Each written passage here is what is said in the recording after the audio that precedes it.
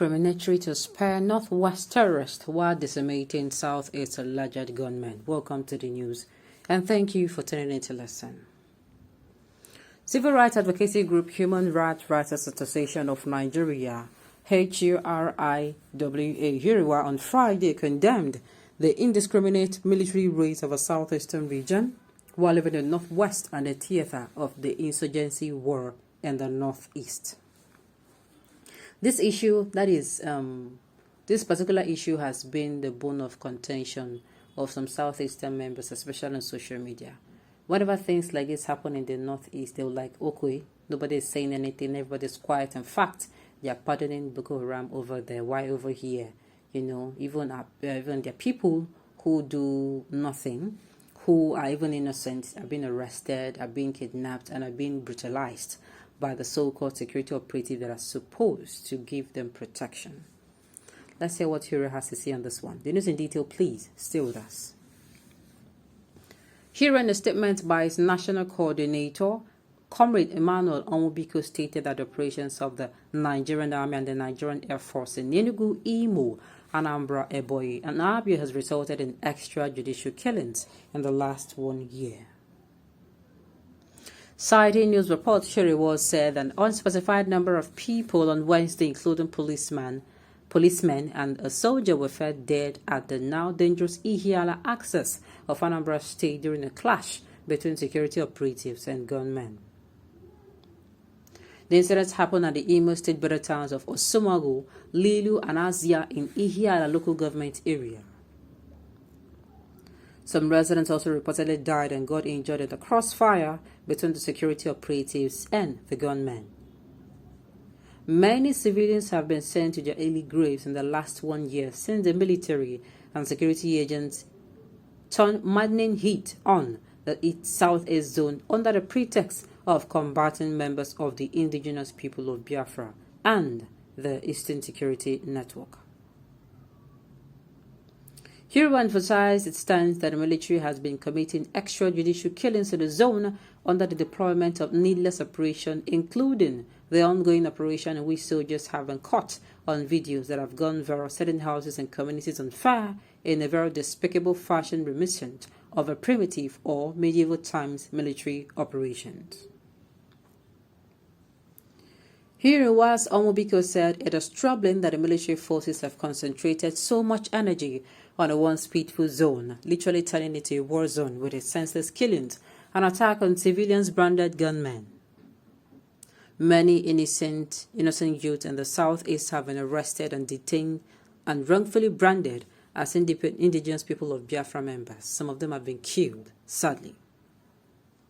He recalled that there have been a lot of cases of unclaimed corpses, suspected to be youths of innocent Igbo youth dumped indiscriminately in public hospitals in Imo State by security forces, and indeed, many university students have lost their lives as a result of the lawlessness of the security forces. The rights group maintained that these killings must never be swept under the carpet, just as the rights group wondered why the reports of hundreds of extrajudicial killings of security forces in the Southeast compound by Amnesty International was never attended to by the government at the center of that of Imo State, which is the epic center of these premeditated killings by security forces. Hira condemned the discrimination by military in carrying out its operations. During its recent operations to free the Ihiala Anambra to Imo State axis of the evil of the daredevil armed gangs, the military and the security forces have always been caught burning houses of suspected members of the Eastern Security Network ESN or the indigenous people of Biafra IPOB or their sympathizers, which is extrajudicial and unconstitutional, since there is no court judgment regarding these houses. In Imo State, they were set on fire by security forces and Ibubago. It is, however, ironical that the military had failed to bombard the northwest-based terrorists, and these terrorists are operating freely, killing, maiming, and raping women and girls. In Borno State, terrorists are being resettled and bribed by the government rather than persecuted for their crimes against humanity. Huriwa calls for speedy enforcement of military actions against terrorists in the northwest and north central, including the armed Fulani attackers who are busy destroying southern Kaduna Christian communities. The military must also let discretion prevail in the deployment of troops in the southeastern region.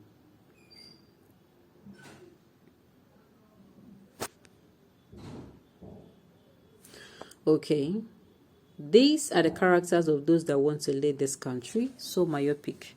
If the government refuses to do anything in those eastern criminals, they'll be the first telling the world about insecurity in the east.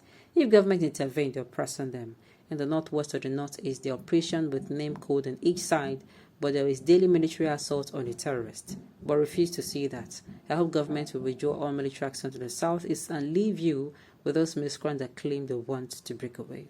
Well, I think you're missing the whole point here. Let us not pretend that all is well. All is not well. All is not well. There is no equity in whatever that is going on in the southeastern region. Yes. In the southeast, there was agitation, and the agitation, first of all, it started mildly and mildly and mildly. All of a sudden, it became a raging fire. And it became a raging fire more when people of the military, let me say the military, the security operatives, were actually sent there to restore peace. All of a sudden, they send them and things start getting worse. Meanwhile, the same security agents or the same security operatives are in the north. And of course, they're being killed in the north. We're not hearing it. Let's say a wonderful example is in the southeastern region, we hear of how maybe an army man was killed. I'm not supporting killings in whatever form. Sincerely, I'm not supporting it at all. But what I'm trying to say is that, okay, these killings happen in the north and, they just bury their dead. They don't think much about it, You see pictures, buried of them burying their dead. But in the southeastern region, you see these people who call themselves soldiers. They pick up their things, they go to civilian houses, those that are involved, those that are not involved, they start burning, you start seeing things going on, they start arresting. All those things don't happen in the north. This is why they're coming up and they're screaming out that, look, okay, this thing is not happening. I've said it before. Justice, equity, and fairness is a problem in this country. The day the government of the day start handling things, with equity or in fairness and justice, I tell you, that is the day we're going to be moving step to a solution to a problem. And of course, the day we are going to finally agree that we should come together as a nation to dialogue rather than, having to use an Indebosky style to treat our issues, we are going to be in a better place. Okay, on this note, we have come to the end of the news. We say thank you for telling it to listen. Until I come your way next time, enjoy the rest of the day.